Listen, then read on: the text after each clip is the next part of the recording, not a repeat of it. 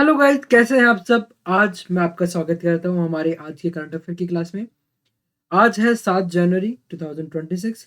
तो आज की क्लास में मैं आपके सामने लाया हूं वो करंट अफेयर जो कि आपके लिए इम्पोर्टेंट होने वाले हैं। अगर आप किसी भी यूपीएससी, एसएससी, रेलवे या स्टेट पीसीएस की तैयारी कर रहे हो तो डेफिनेटली ये वीडियो आपके लिए होने वाली है। तो चलिए शुरू करते हैं। इसमें क्या क्या करने वाला हूँ, पहले मैं आपको करंट अफेयर्स कराऊंगा, फिर लास्ट में आपको 5 से 6 एमसीक्यूज होंगे। तो वो एमसीक्यू क्या होंगे, जो आपके मेन जो थीम है उस करंट अफेयर की, वो आपको इसका रिवीजन करा देगा। तो चलिए शुरू करते हैं हम। और अब कल से डेली आपको मिलेगा ये।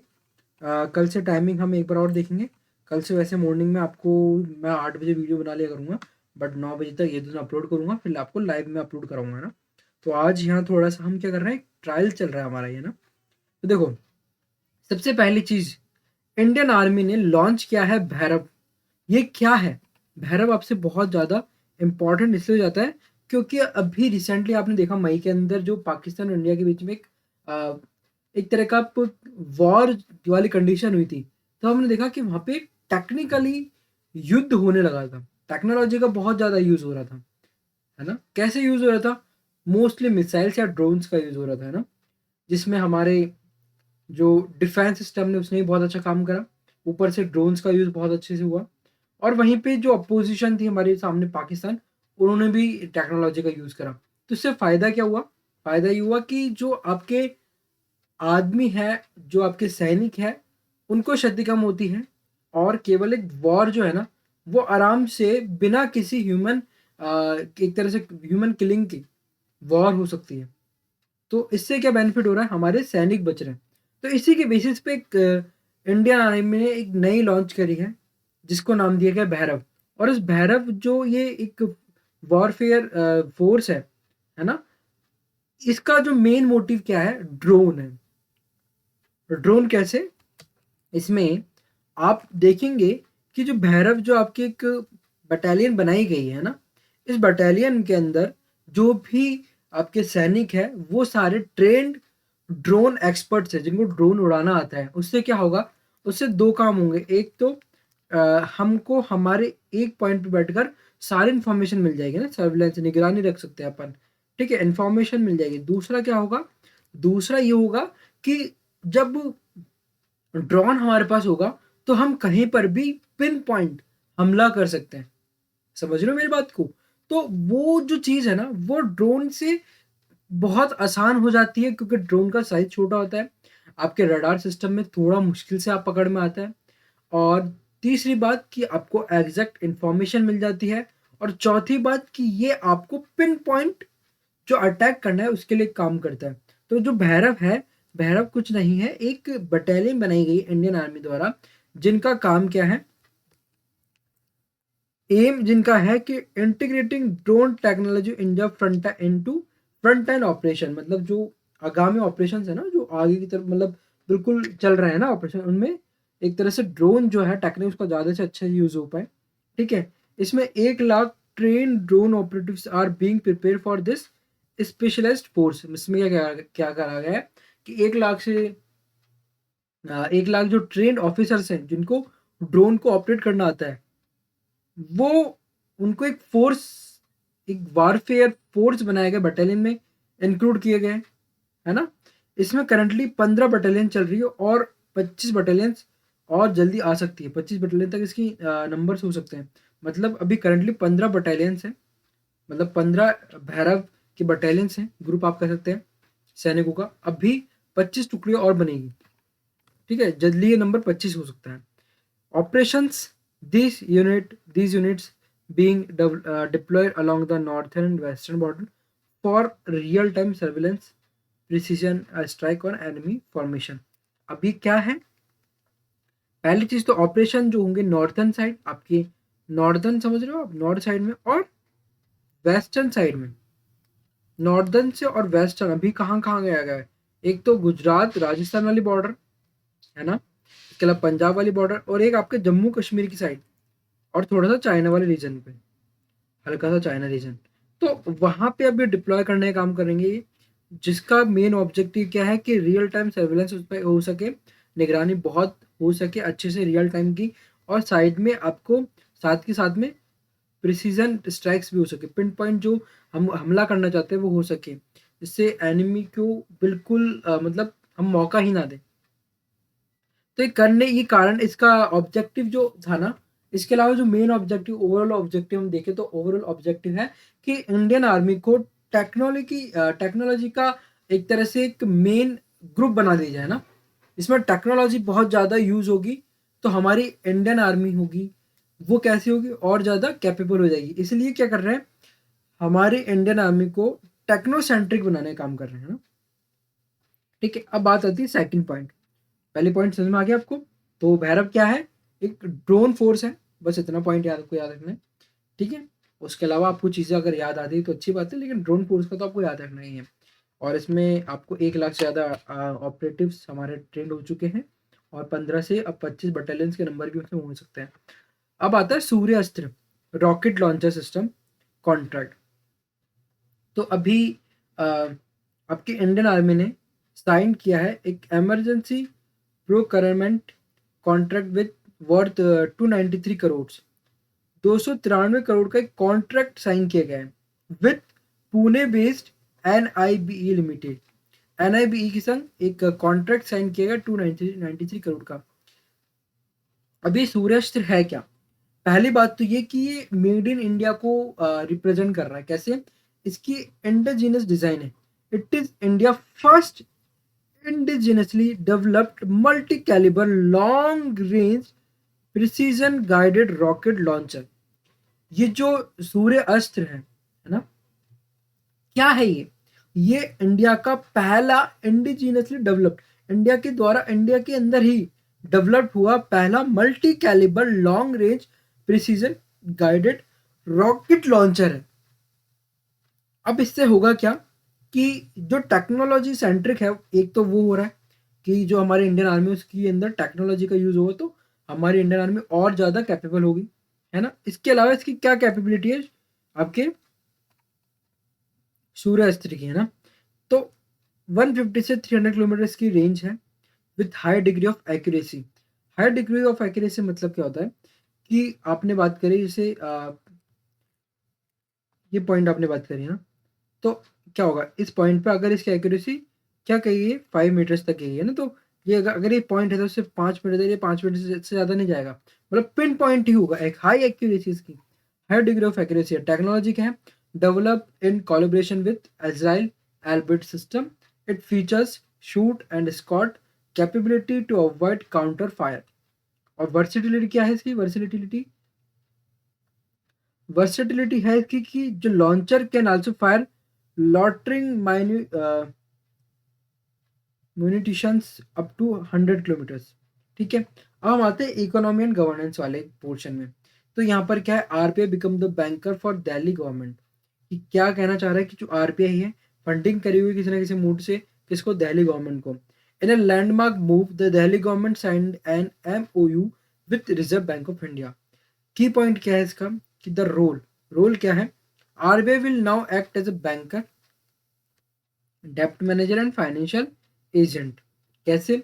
अभी तक आरबीआई की थी हमारी सेंट्रल बैंक थी। सेंट्रल बैंक का काम क्या था, चीजों को रेगुलेट करना। क्या रेगुलेट करने का काम करता, repo rate, reverse repo rate, इन सबको कर रही थी। क्यों कर रही थी कि मनी का सर्कुलेशन को लिमिट करने का काम करती थी। नहीं, एक तरह से कब मनी सर्कुलेशन बढ़ाना है, कब कम करना है। इससे क्या होगा, अपने इंडिया में इन्फ्लेशन को मेंटेन करने का काम भी आरबीआई करती थी एक तरह से ना।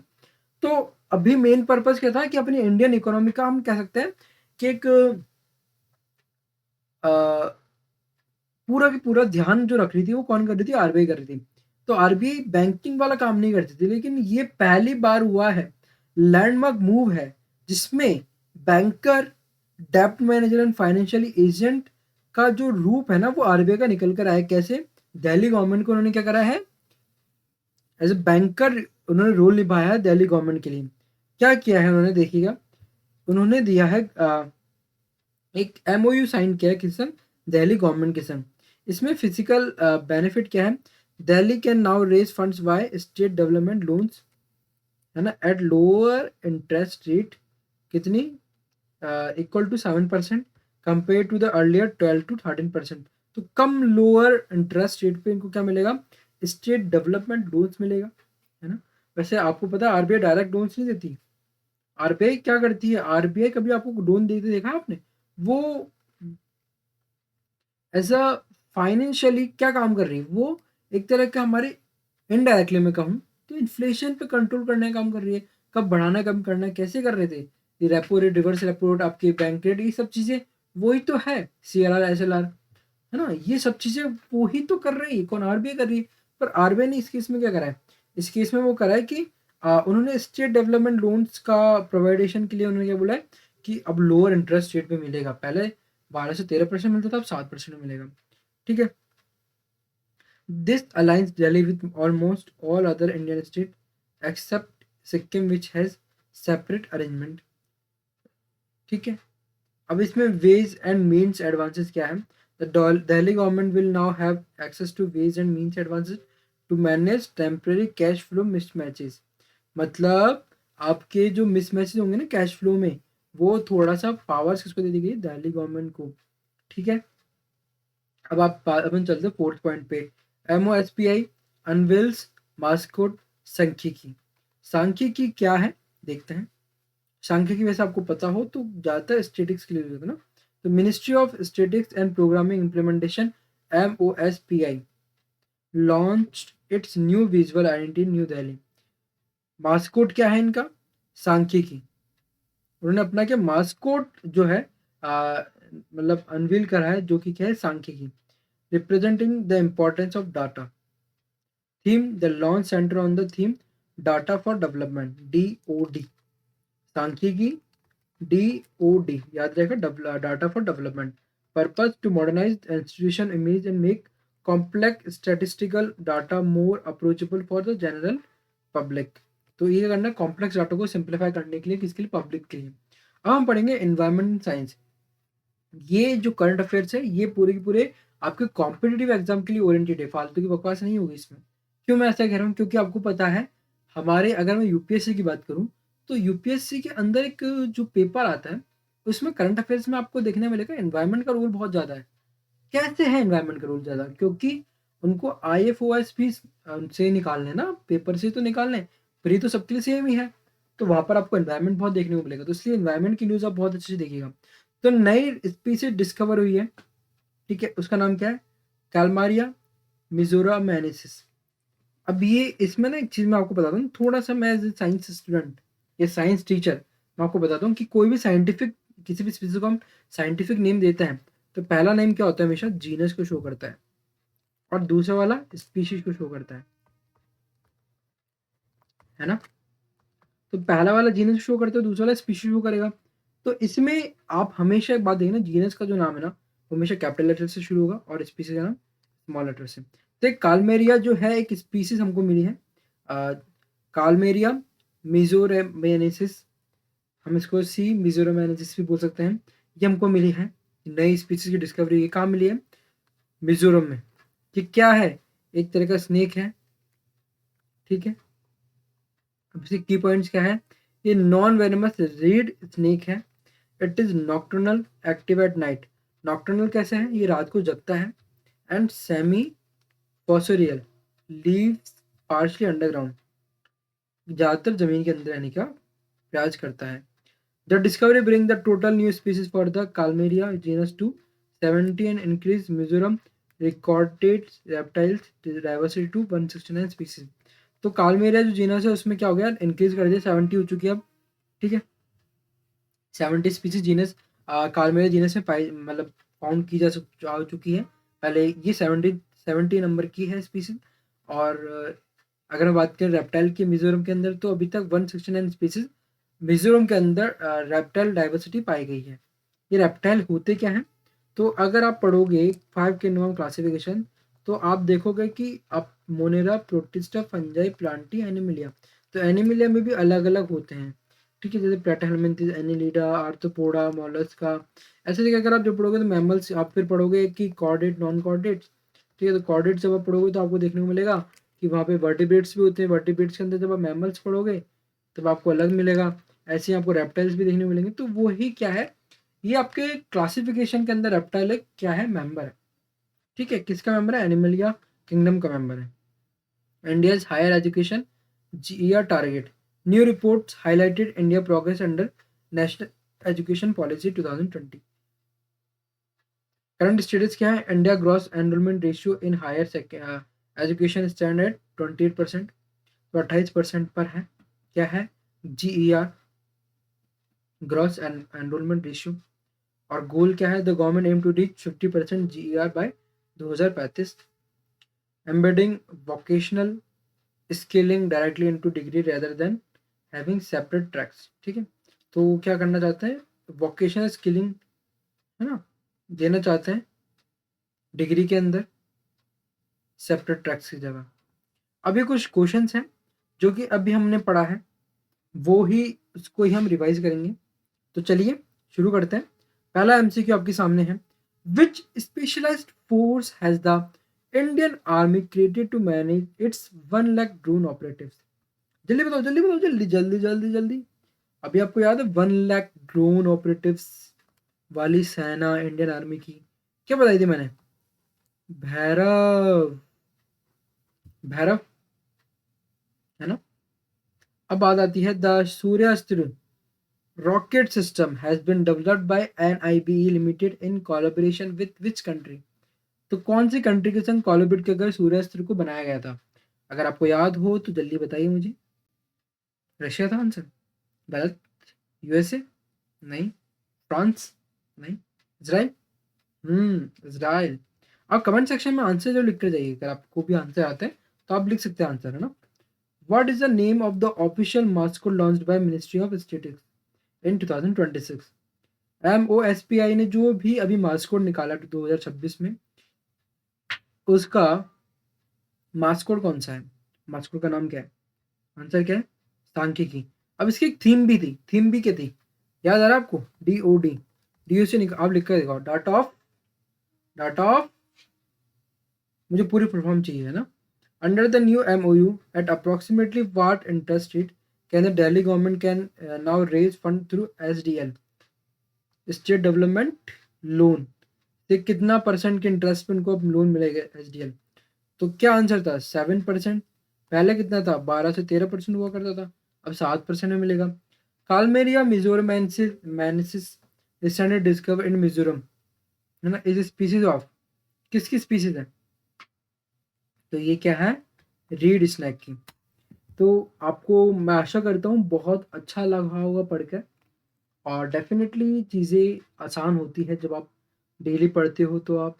और ये मेरा ट्रायल करंट अफेयर की क्लास थी। मैं आपके लिए बेहतरीन करंट अफेयर क्लास लाता रहूँगा। प्लीज़ चैनल को सब्सक्राइब करें, शेयर करें, एंड धन्यवाद मेरी वीडियो देखने के लिए। जय हिंद।